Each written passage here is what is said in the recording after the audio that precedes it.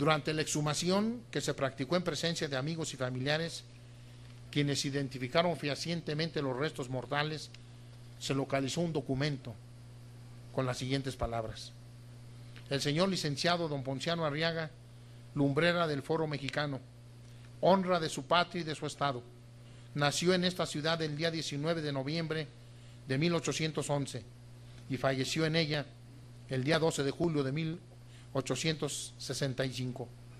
Su vida correspondió a su muerte, siempre justo, siempre grande en las adversidades. Fue tierno y amoroso padre, leal ciudadano, amigo fiel y profundo y sincero cristiano. En el mundo ocupó la mayor parte de los primeros puestos del país, cuyas desgracias lo postraron en el lecho de muerte. En el cielo debe ocupar el lugar de los bienaventurados, porque creía en Dios, creía en la eternidad, y sus obras siempre fueron arregladas a sus creencias. En el mundo deja una infeliz y numerosa familia anegada en el llanto. En el cielo depositó en el regazo de Dios la sublimidad de su alma. Y esto es entendible porque fue excomulgado. Entonces, hasta su muerte, afirmó que creía en Dios, pero no en el credo político. Esas son dos cosas distintas. El mandato del Plan de Ayutla generó la oportunidad para el encuentro de Ponciano Arriaga y León Guzmán en la más alta encomienda de los revolucionarios liberales: instalar el Congreso Constituyente que definiera el ideario reformador. El Estado de México nombró entre sus 19 diputados propietarios a León Guzmán, quien en la Junta del 14 de febrero ocupó el cargo de secretario del Congreso para asistir al primer presidente de este órgano colegiado. Pero por su experiencia, ya lo dijimos, el joven diputado de 35 años es designado integrante de la Comisión de Constitución que pronunció Ponciano Arriaga. En su calidad de diputado de la Comisión de Constitución, presentó diferentes puntos de vista y tesis para convencer a sus pares que era necesario elaborar una nueva Constitución y no retornar a la vigencia de la Constitución de 1824. Este dilema no lo tuvimos en el 17. Ustedes saben que cuando se instala el Congreso Constituyente del 16, Venustiano Carranza envía a través de su secretario particular, Gersaín Ugarte, el diputado, el proyecto de reformas a la Constitución. Sin embargo, es tanta la influencia de las garantías sociales, hablo del 27, del tercero y del 123 constitucionales, que los diputados de otra generación brillante, no tan brillante como la del 57, pero muy brillante, lograron redactar una nueva Constitución. Pero si ustedes leen la Constitución que hoy nos aplica, dice Constitución del 5 de febrero de 1917, que reforma y adiciona la Constitución del 5 de febrero de 1857. En otras palabras, la Constitución del 17 es la Constitución del 57, más los artículos 3, 27 y 123. Si analizamos la historia del Congreso Constituyente del 56-57, encontramos 3 voluntades que impulsaron y dieron brillo a las sesiones del máximo órgano colegiado de la reforma. Ponciano Arriaga, fíjense ustedes, diputado por el Estado de México; León Guzmán, mexiquense; Isidoro Olvera, mexiquense, los 3. Y casualmente prestigiaron los 3 en la integración del Congreso al Estado de México. León Guzmán,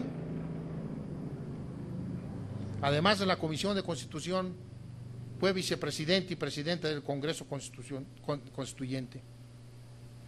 Sus intervenciones fueron múltiples. Su convicción en el derecho natural fijó con claridad qué es la Constitución. La reconocen los derechos del hombre, como lo hemos dicho, a diferencia de la Constitución actual, en cuyo artículo primero reza que la Constitución es la que otorga los derechos. El tenanguense tuvo una brillante participación relevante al elevar a rango constitucional el juicio de amparo, cuya federalización se le debe a él y a Arriaga. Ellos dos fueron los que presentaron el proyecto definitivo de la Constitución del 57. Entonces, cuando hoy estoy hablando de dos hombres que representaron al Estado de México, estoy hablando de los dos hacedores del proyecto final de la Constitución del 57, de los dos grandes parlamentarios del Estado de México. Uno como presidente, el otro como vicepresidente.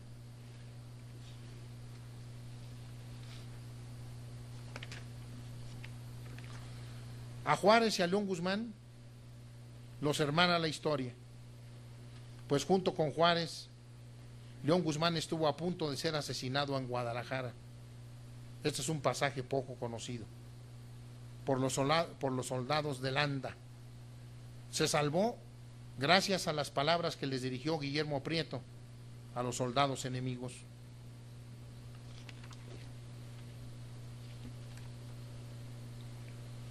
Cabe destacar que León Guzmán, como Ignacio Manuel Altamirano, tuvieron grados militares.